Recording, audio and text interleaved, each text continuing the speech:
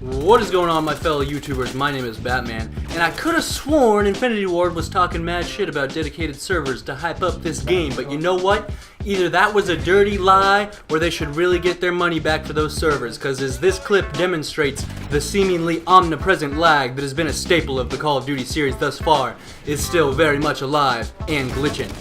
I have suffered through tremendous amounts of lag and rage throughout my lifespan on Call of Duty. Back during Black Ops 1 when I was 15, still playing football, had that testosterone pumping through every vein from my dick to my brain. I remember I was on Havana playing some Demolition, and this motherfucker teleported around the corner and killed me. And then I had a tag insert and he killed me again. And I stomped on my fucking Xbox until it broke, and that was the stupidest I've ever felt in my life. And since then I've learned a wide range of tips and tricks, not only for controlling my rage, but for combating lag, and I will share these with you here now so that the sacrifice of my Xbox might serve to save a few dozen of yours, and that the tears and the blood from the cut on my foot jammed in the entrails of my console, it will have all been for something.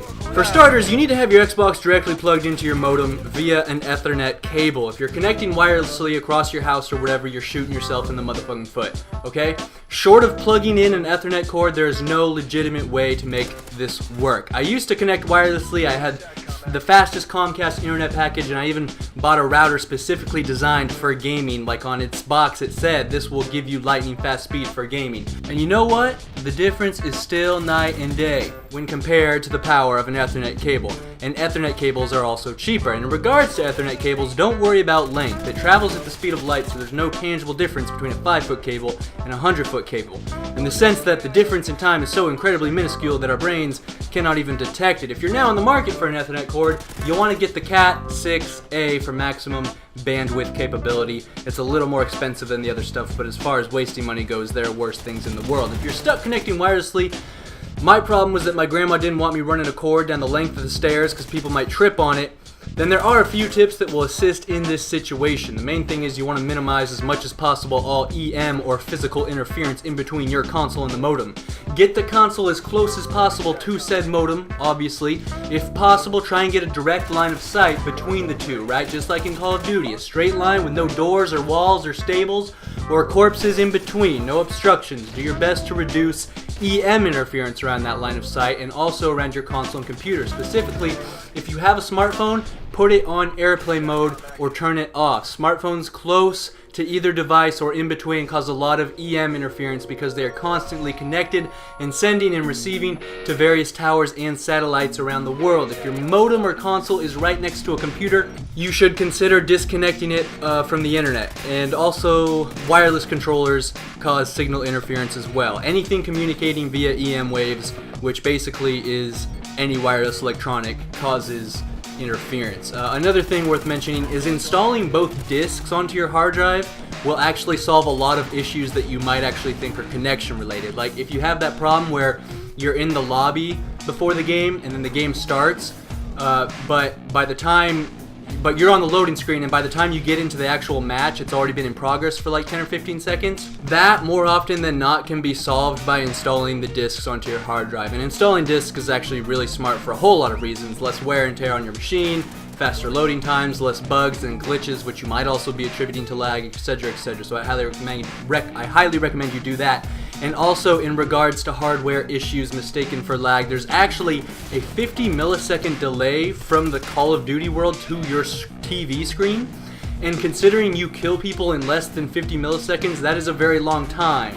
And for those of you who watch a lot of YouTube, if you look at any big YouTuber setup video, they are always playing on a computer monitor. So, if possible, you should play on a computer monitor also. Now, the TV screen delay, for those of us, myself included, who don't have a monitor to play on, mine's from like 1998, so it just can't handle it. Don't stress too hard on it because 95% of the players you run into will also be playing on a TV, thus evening things out. But if you are suffering from lag for any number of reasons, switching to a monitor can help make up for it and put you on an even playing field, kind of, with the opposition.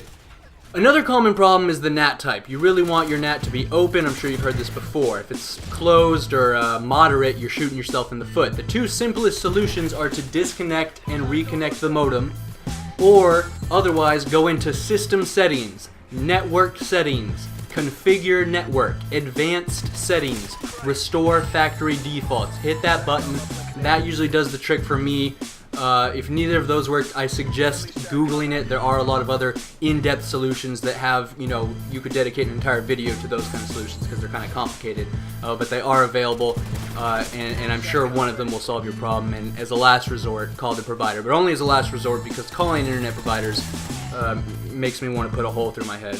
Now, probably the most frequent problem that we gamers face is having to share the internet. Netflix is the bane of gamers everywhere. Now, obviously, for the best internet speed, you don't want any other devices using the internet in any way whatsoever while you are gaming. But a lot of the time, this is out of your control. We have families that are as addicted to the internet as we are. Little brother is watching porn in the other room, and he's a little deviant, switching in between 10 different videos at the same time. Big sister is also watching a lot of porn in her room, and the parents are watching porn together in their room.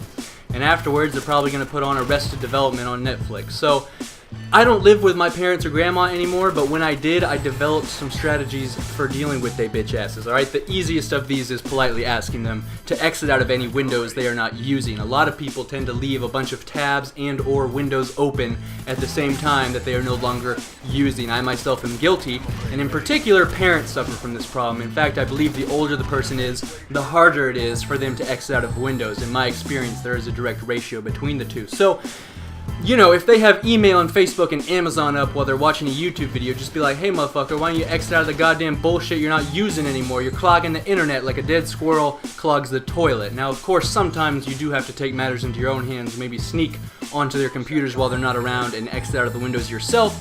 Or another strategy, if your whole family is fucking around and nobody will be cool enough to exit out of the shit they ain't using, go disconnect the modem, and then when you plug it back in, only the pages they are using or refresh will start using the internet again. So if they have 10 tabs open, you disconnect the internet and reconnect it.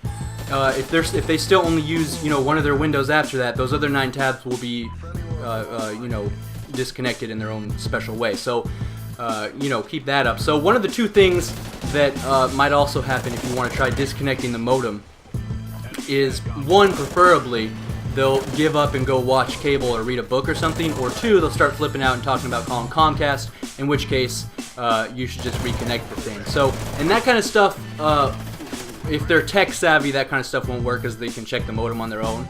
But in my experience, most parents aren't that tech savvy. Anyways, those are some of the strategies that I've developed in my hard, grueling years of Call of Duty. I hope they might assist you in your quest to answer the Call of Duty. And please, remember to rate the video. This is Batman, signing out. Ammo crate ready. Nice work, Ghosts. Well done.